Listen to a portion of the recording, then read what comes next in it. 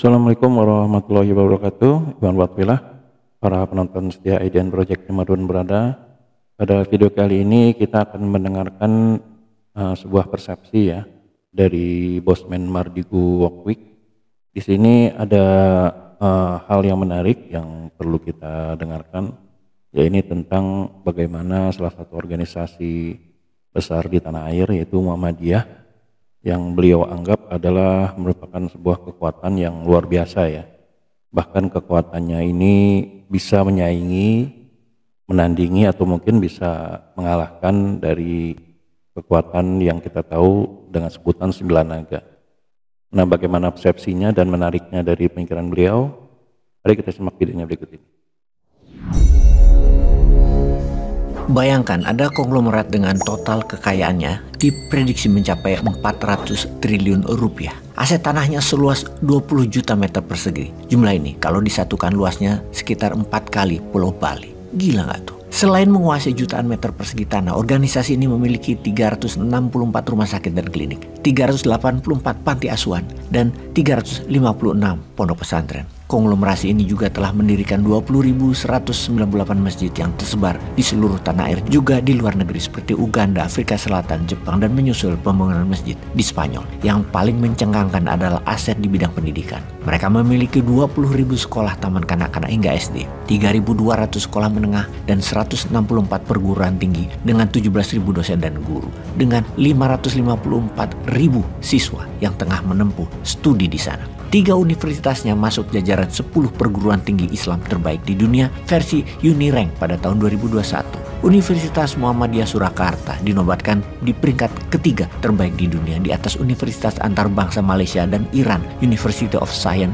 dan Teknologi. Sedangkan Universitas Muhammadiyah Malang dan Universitas Muhammadiyah Yogyakarta berada di ranking ke-6 dan 8 terbaik di dunia. Benar, kita bukan membicarakan tentang aset seorang konglomerat semacam Prayogo Pangestu atau Khairul Tanjung atau Sembilan Naga. Kita bicara tentang sebuah organisasi keagamaan non-profit, organisasi massa ormas Islam terkaya di dunia, Muhammadiyah. Bagaimana Muhammadiyah bisa sebesar dan sekaya itu? Perkembangan Muhammadiyah yang memulainya dari sebuah madrasah sederhana di kampung kecil Kauman di Yogyakarta sering sekali menjadi bahan riset dan diskusi para intelektual internasional. Seorang profesor antropologi sekaligus pengamat Islam asal Boston University Amerika Serikat, Robert Hefner, pernah mengajukan Muhammadiyah untuk meraih Nobel Perdamaian pada tahun 2019.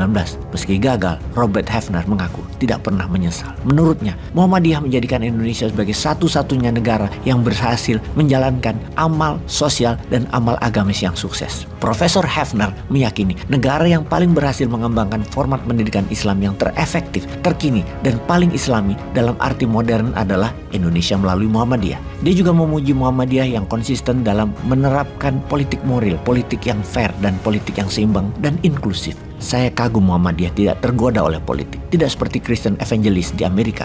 Itu pujian Hefner di media. Sejak awal didirikan Kiai Haji Ahmad Dahlan 111 tahun yang lalu, di awalnya dia mendirikan madrasah dengan model kurikulum yang progresif, yang memadukan pelajaran agama dengan sains modern. Ini suatu hal yang baru, bahkan dianggap tidak lazim pada zaman itu. Kiai Haji Ahmad Dahlan juga giat berdakwah, termasuk melalui tulisan-tulisannya di media massa. Muhammadiyah menerbitkan majalah bernama Suara Muhammadiyah pada tahun 1915. Suara Muhammadiyah ini adalah majalah tertua di Indonesia yang pernah terbit dan tidak pernah berhenti terbit hingga saat ini. Semangat pembaruan Kiai Haji Ahmad Dahlan yang sering dijuluki sang pencerah ternyata mendapat sambutan luar biasa. Muhammadiyah menjadi tempat berkumpulnya para filantropi muslim yang rela mewakafkan harta, tanah maupun ilmunya untuk dikelola Muhammadiyah. Soal wakaf dan zakat adalah soal kepercayaan, dan hal itulah yang dijaga betul oleh Muhammadiyah. Kepercayaan dalam pengelolaan aset wakaf dan zakat para donatur itu pula lah yang menjadi salah satu kunci berkembang pesatnya organisasi Muhammadiyah. Pendidikan yang membentuk logika berpikir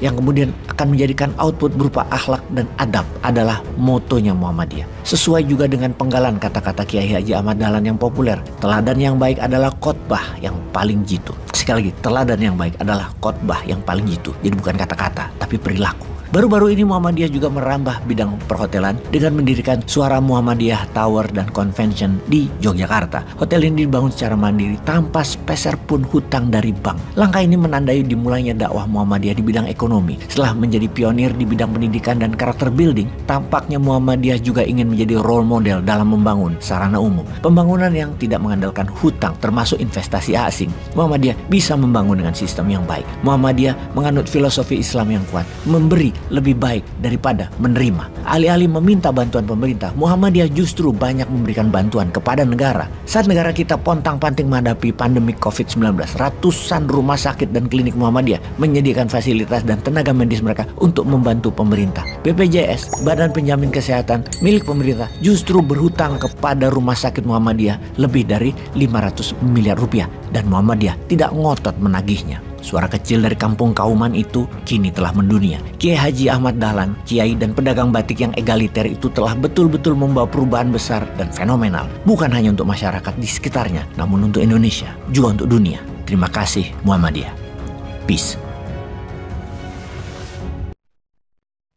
Ya, itulah tadi paparan dari Bosman Mardigu Wokwik ya, di mana beliau di sini menjelaskan secara terang benderang bagaimana peran Muhammadiyah dalam negara kita. Di situ beliau juga menjelaskan bahwa memang Muhammadiyah ini adalah salah satu organisasi Islam yang mandiri ya, di mana beliau di sini bukan memaafkan pemerintah untuk membesarkan organisasi mereka, tapi sebaliknya kebesaran dari organisasi mereka seringkali diberikan untuk pemerintah. Jadi di sini mereka bukan mengambil keuntungan dari pemerintah ya, tapi sebaliknya pemerintah yang bisa dibilang mendapatkan untung dari hadirnya Muhammadiyah ini.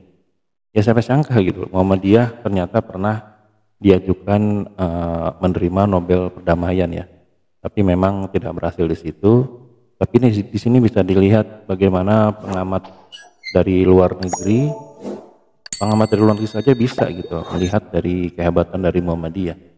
Nah dari video tersebut juga kita bisa melihat bagaimana Muhammadiyah ini bisa menyaingi beberapa tokoh yang bisa dibilang kaya ya, termasuk diantaranya Sembilan Naga. Nah disinilah pentingnya kalau kita memiliki fondasi yang kuat, fondasi keuangan yang bagus, kehebatan melakukan strategi yang luar biasa, dan juga memiliki komitmen yang tinggi. Hal-hal tersebutlah yang bisa menjadikan Muhammadiyah itu tidak bisa disetir oleh siapapun, dan tidak tertariknya Muhammadiyah untuk memasuki politik secara langsung. Hal itu juga bisa membuktikan bahwa Muhammadiyah ini bisa membaur dan bisa menyatu dengan siapapun yang memimpin negara ini.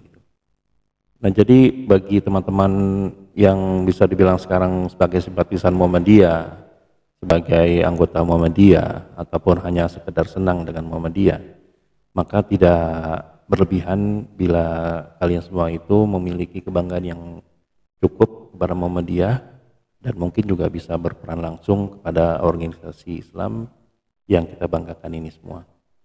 Nah, bagaimana menurut rekan-rekan IDN Project di sini semua?